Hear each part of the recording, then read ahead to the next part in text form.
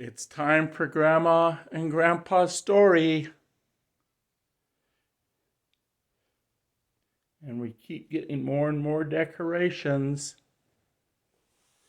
Boy, there's a bunch of them.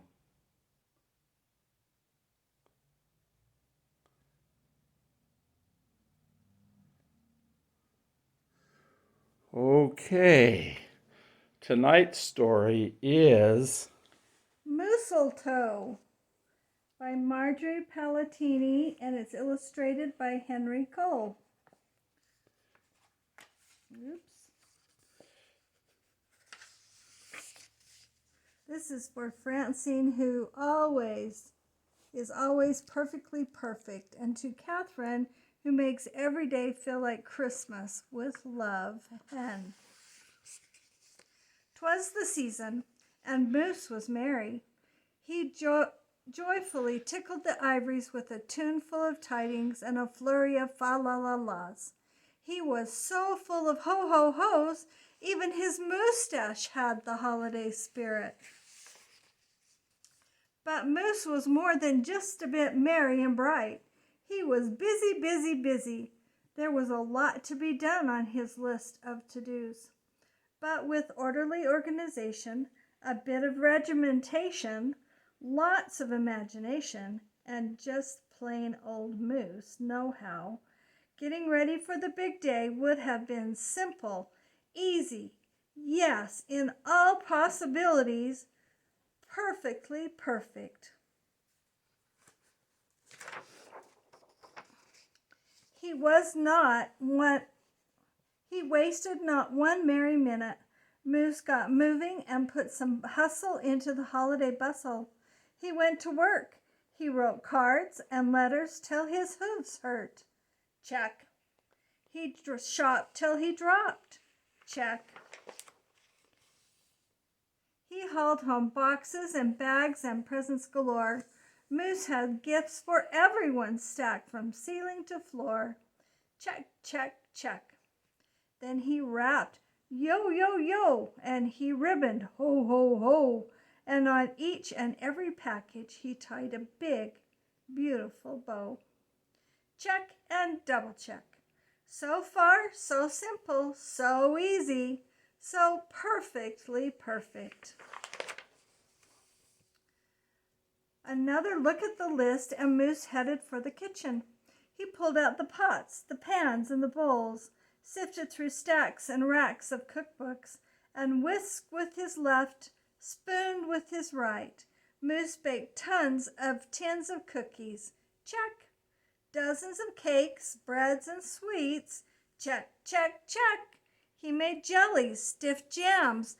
Moose roasted a goose and some chestnuts. He toasted marshmallows and yams. Check, check, check. Triple check. Yes, yes, so simple, so easy, but of course, so perfectly perfect. Look what he has hanging off of his mustache. Can you see the spoon? Decorations were up next on his list of things to do and get done. So Moose decked the halls, then spruced up the walls. He beaded, bowed, and mooseltoed. He gathered garlands, roped wreaths, and holly, jingled bells, sang Noel. Oh, good golly, this Moose was jolly. Check, check, check, check, check, check, check. Last but not least, he hung all the stockings, each and every one with special care. And just in time, too. Soon Santa would be there. Check and final check. Yes, sirree. Getting ready for Christmas was an absolute snap. And so simple, so easy. And if he did say so himself, Moose thought totally, utterly, completely, perfectly perfect. What's hanging on his mustache this time? Can you see the hammer and the nails? On that night before Christmas, Mother, little Sissy, Bucky, and Junior looked all through the house. What a job Moose had done! Everything looked bountiful, festive, quite fine indeed. There was just one minor problem, if you will. Oh dear, sighed the missus, as the five stared at one empty corner. Oh my, oh gee. Pop, what happened? Cried Junior. You forgot the tree.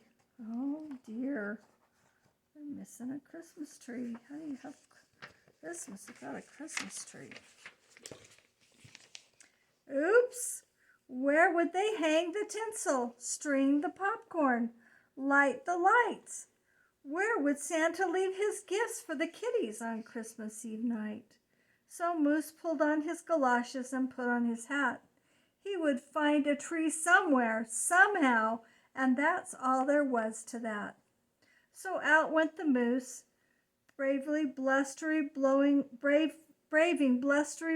winds and the cold, trudging through snowdrifts, courageous and bold. Moose first hoofed it down to the corner.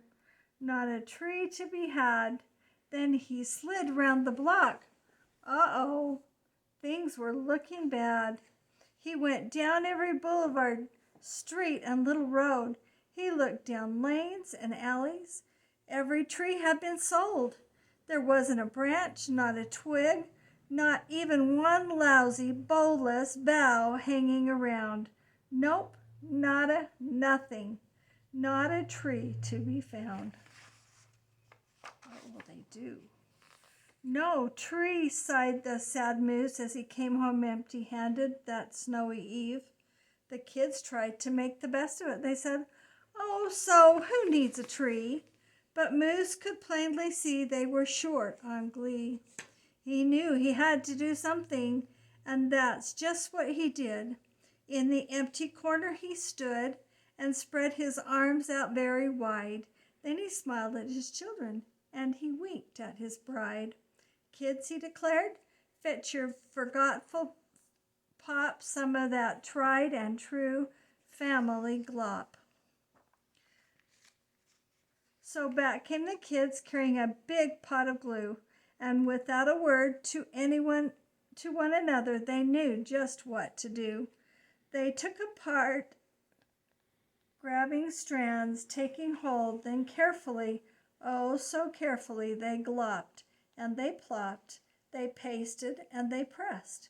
They curled and they twisted, twirled every way, which way a follicle could fathom, until Moose's magnificent moustache was indeed even more of a marvel to see. Moose was just a few needles shy of being an evergreen tree. They strung Moose with lights from his head to his toe, and draped him with tinsel, beginning right with his nose. They hung balls that were shiny and bells that twinkled, candy canes, berries, and plum sugar sprinkled. Then they all stood back. Junior plugged in his pop. Ooh, ah, as Moose truly was one incredible sight. He was glorious and glowing, and boy, oh boy, was he ever bright. They turned their dad into a Christmas tree. Wow. When Junior placed the star on top of Moose's head, he gave him a kiss and a pat, and they all headed off to bed. Except Moose, of course. He stayed in the corner instead, still twinkling and blinking and waiting for Santa. Oh, so it wasn't so simple, and it wasn't so easy, and okay, it wasn't so perfectly perfect. But do you know what? It was pretty close. Ho, ho, ho. Mooseltoe. Oh, Merry Christmas.